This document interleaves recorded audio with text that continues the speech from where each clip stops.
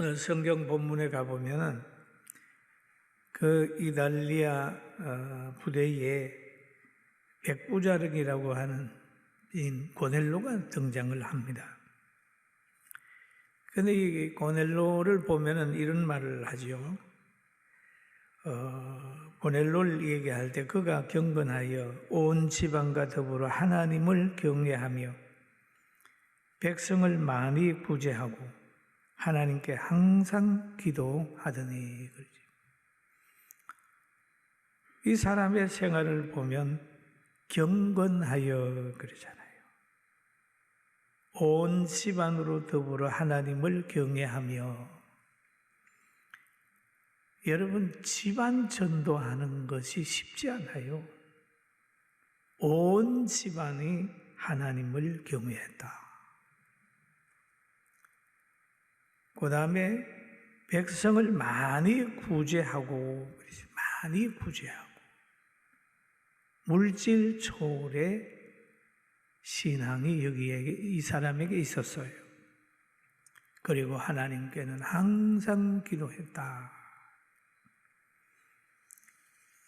그 기도하는 생활을 하는데 어느 날 제 9시쯤 됐습니다.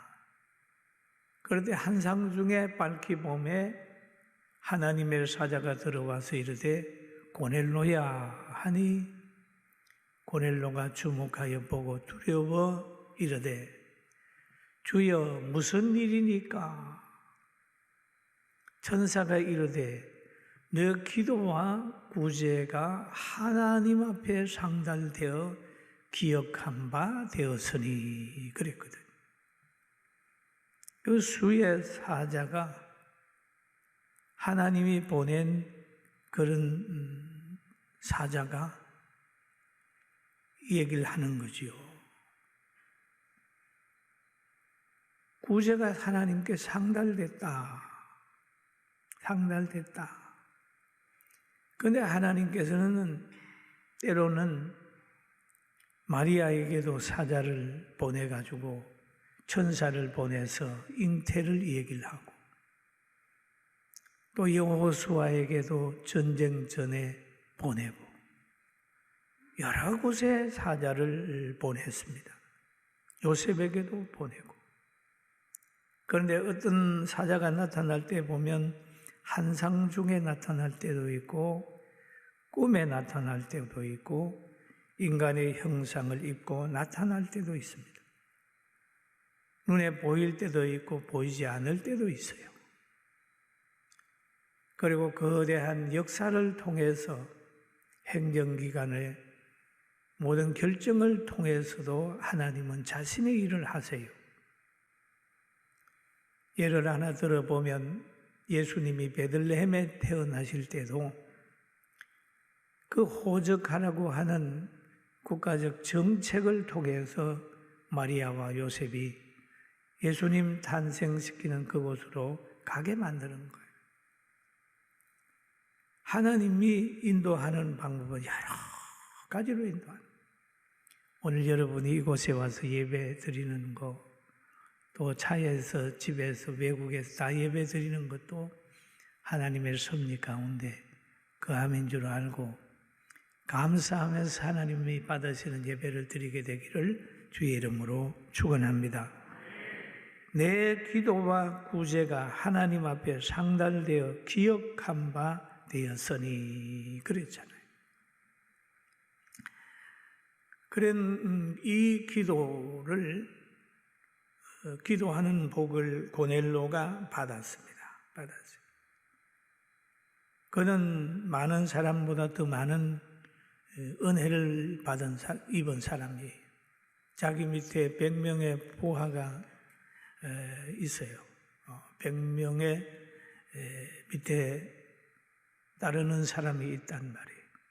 그 말 한마디면 막 백부장이니까 100명이 움직입니다. 그리고 그는 하나님이 택한 사람이어서 경건하게 살 수 있는 은혜를 그에게 줬습니다. 그는 좋은 가장으로서 가정을 참 잘 이끌어간 사람이었어요. 그리고 그는 물질을 아주 선용했습니다. 재물의 종이 아니라 재물의 주인으로 가난한 사람을 다 돌아본 사람이에요.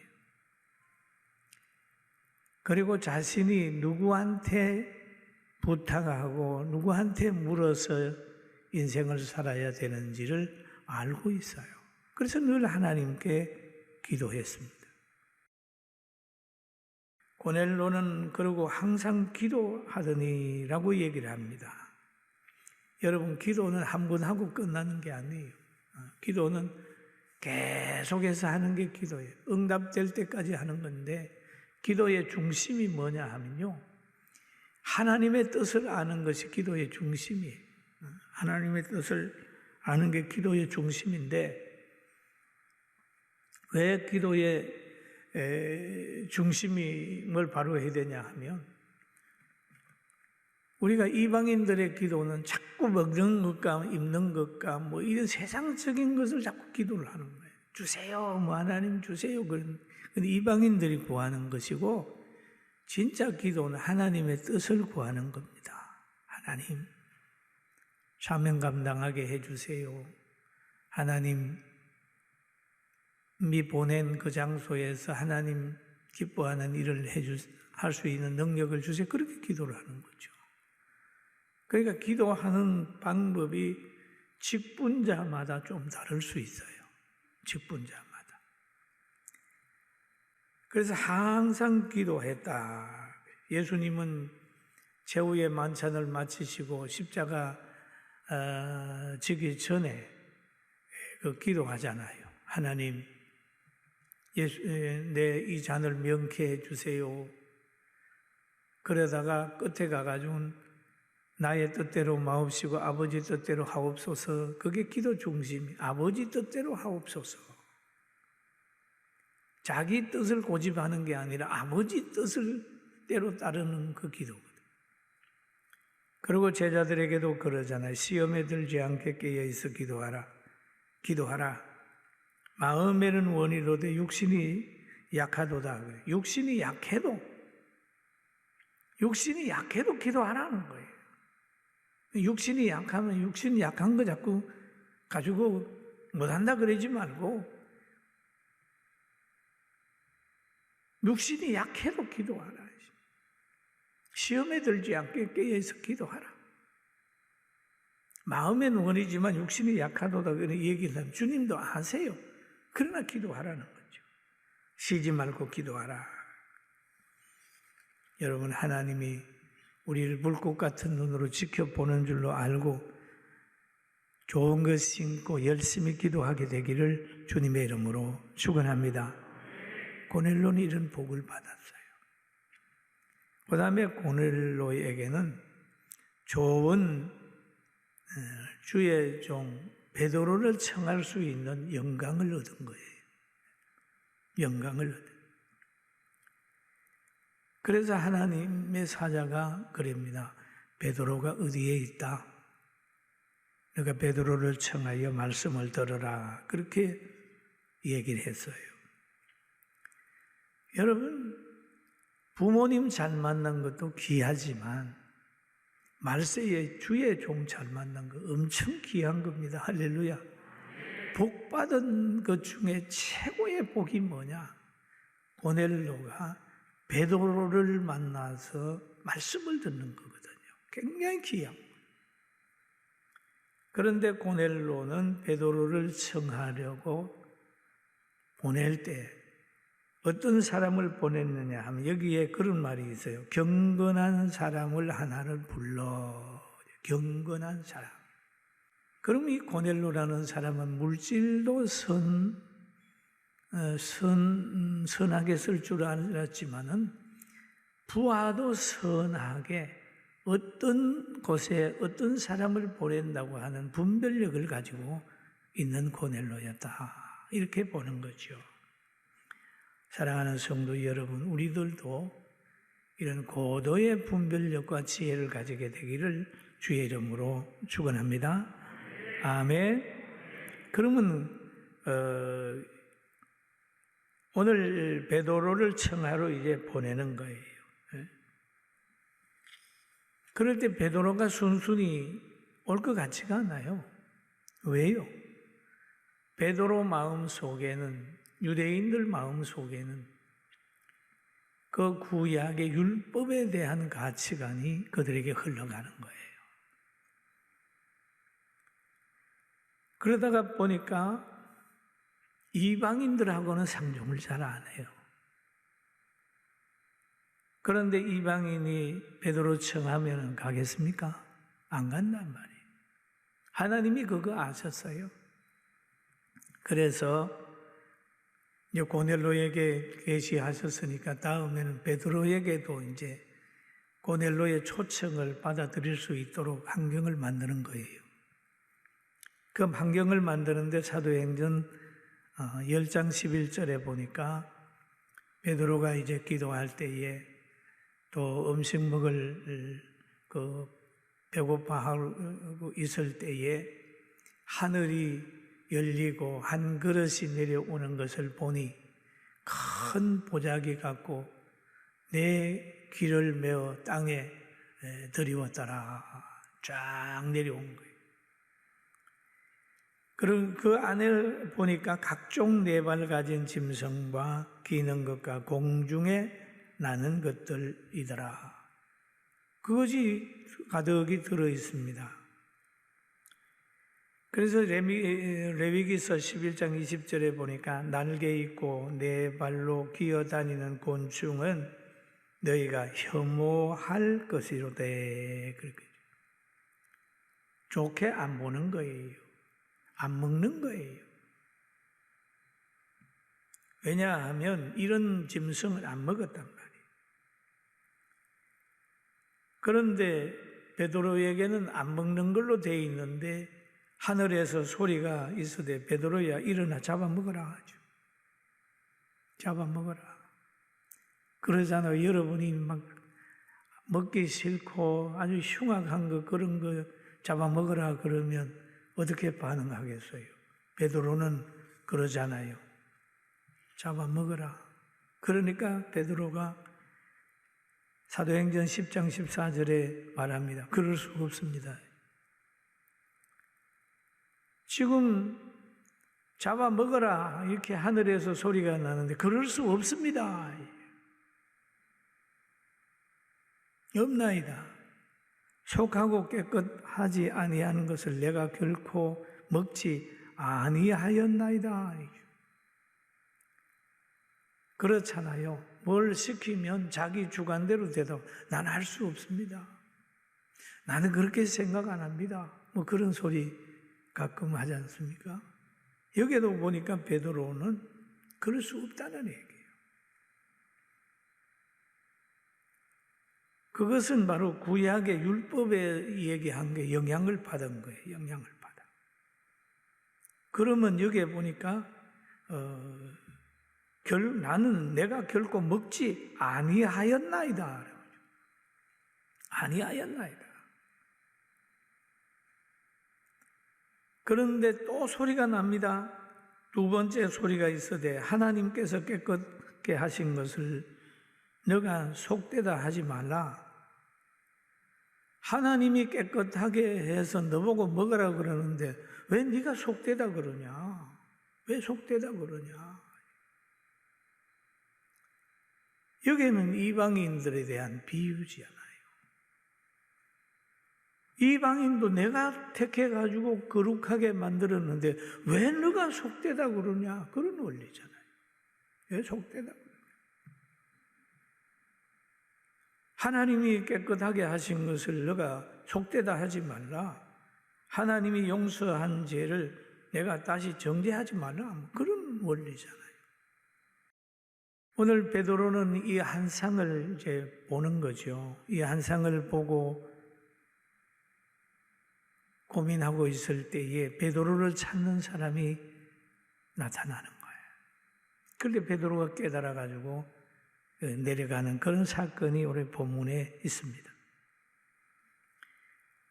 베드로의 한상의 해석은 사건을 통해서 깨우쳐지는 거예요. 하나님의 응답은 한 사람에게만 이루어지는 것이 아니라 상대에게도 감동이 있습니다. 때로는 어느 한쪽에 일방적으로 하나님의 계시를 받았다고 할 때 그게 실수할 수도 있어요. 내가 기도해 보니 당신은 나와 함께 나하고 결혼해야 된다. 내가 기도해 봤더니 당신이 가지고 있는 땅 거기에다 교회 지라고 그러더라. 뭐 과거에 지금은 그런 것들이 잘 안 나타납니다만은 과거에 이렇게 계시받는 사람이 제 청년 때는 좀 있었습니다. 여기에는 고넬로에게만 감동한 게 아니라 베드로에게도 같이 해가지고 두 사람이 사랑으로 만날 수 있도록 환경을 만들어준 거예요. 이 고넬로가 복음적인 삶, 하나님이 기뻐하는 생활을 한 것에 대한 선물이 뭐냐? 최고의 선물, 베드로를 청하는 선물이에요. 청하죠. 베드로를 초청하는 복을 주셨고 또 베드로를 감동시켜 가지고 계시해서 고넬로의 초청에 응할 수 있는 환경을 만들어 준 겁니다. 베드로에게 그렇게 얘기를 하지요. 사도행전 10장 21절에 보면 일어나 내려가 의심하지 말고 함께 가라. 내가 그를 보내었노라. 보냈다. 보내었느니라. 고넬로가 보냈는데 하나님은 내가 그를 너에게 보냈다. 내가 그를 너에게 보냈다. 그런 거예요. 고넬로의 결정이 하나님의 결정이에요. 왜냐하면 고넬로가 순종했기 때문입니다.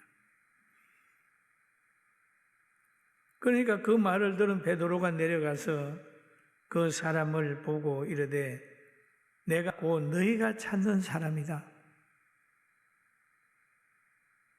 사람인데 너희가 무슨 일로 왔느냐? 물어보니까 보내임을 받은 그들이 대답을 하기를 백부장 고넬로는 의인입니다. 하나님을 경외하는 사람이라. 온 족속이 칭찬하더니 그래. 그러면 이 보내임을 받은 사람이 베드로를 얘기를 하기를 백부장님은 의인입니다. 자기를 따르는 사람에게 의인이라고 하는 평가를 받는 거예요. 또 여기에 보면 하나님을 경외하는 사람이라. 하나님을 경외합니다. 그의 고넬로는 자기를 따르는 사람에게 인정받아요. 가끔 그런 것들을 보죠. 제가 직장 생활을 하는데 우리 사장님은 상무님은 과장님은 어느 교회에 상당히 지도자인데 말만 그래요.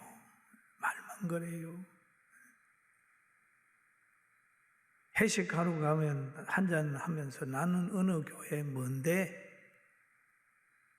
하면서 오히려 술건하고 입장 곤란하게 만들 때가 있어요. 그런 말을 가끔 듣습니다. 그뿐만 아니에요. 또 자녀들이라고 해서 그러죠. 아버지는 강단에서는 설교를 잘하는데 집에 오면 꼭 불신자 같아요. 그런 평가를 받을 수도 있죠. 목회자들이 그런 평가를 받을 수도 있어요. 그런데 오늘 이 베드로라고 고넬로라는 사람은 보면은 자기 부하에게도 의인이라고 할 정도로 말할 수 있는 그런 삶이 있었고 또 하나님을 경외하는 사람이라고 그의 신앙을 인정했어요. 그뿐만 아니라 유대의 온 족속이 칭찬하더니, 그리고 그가 거룩한 천사의 지시를 받아 그 집으로 청하여 말을 들으라 하느니라 한데, 이 사람은 베드로가 한 이 얘기, 고넬로가 한 이 얘기를 그대로 믿습니다. 천사가 한 말을 그대로 들은 대로 얘기를 하는 거예요. 대단히 중요한 거거든요. 베드로가 고넬로가 하나님으로부터 받은 그 계시를 인정을 하는 거예요. 그런데 이게 잘못 하다가 보면요, 권위에 도전해버려요. 권위.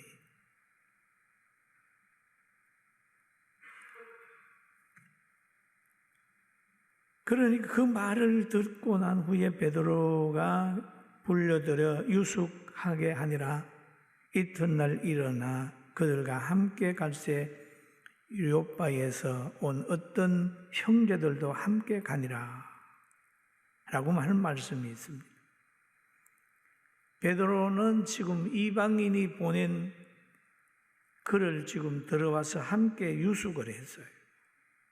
그리고 그의 뜻대로 고넬로 가정에 가서 그의 형제와 친구들에게 복음을 전하면서 은혜를 끼친 사건이 오늘 본문의 사건입니다.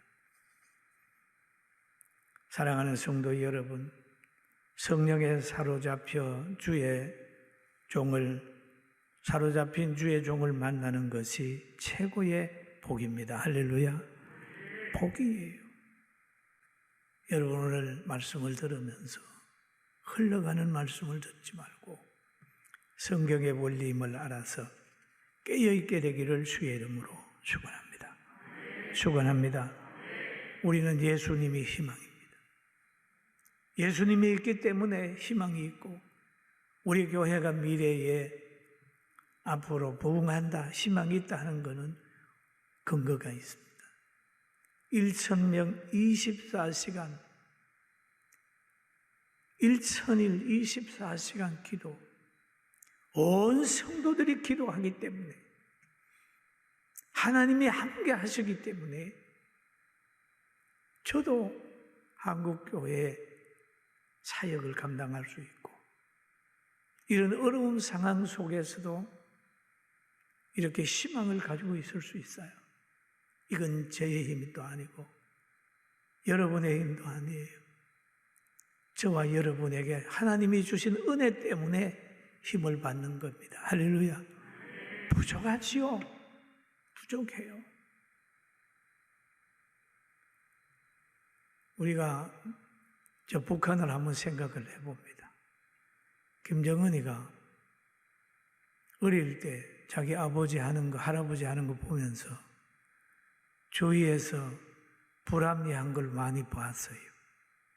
권력을 가지게 되니까 그 자기 수준에서 불합리한 일을 하는 사람들 다 쳐내지 않습니까? 지금 오늘날 젊은이들도 책임 안 지는 위치에서 보다가 보니까 어른들에 대한 불신이 하늘을 찔러요. 교계도 마찬가지고 나라도 마찬가지. 이런 깊은 것을 우리는 깨달아야 되는데, 결국 조상들의 가치관이나 그들이 쌓아놓은 발판을 무시하고 자기 가치대로 가려면 김정은이 따라가는 거예요. 칼을 안 들었지만은 교회나 교회 가정까지라도 부모님 말씀 존중하지 않고 자기 내세우다가 부모님의 건 다 흘어버리고 하다가 보면 결국 문제가 생기는 거예요. 앞으로 여러분, 우리는 깊이 생각하고 하나님의 뜻을 이루고 하나님이 깨끗하게 했다라고 하는 거 속되다고 하지 말고 믿음으로 나아가는 승리하는 여러분, 우리 모두가 되기를 주님의 이름으로 축원합니다.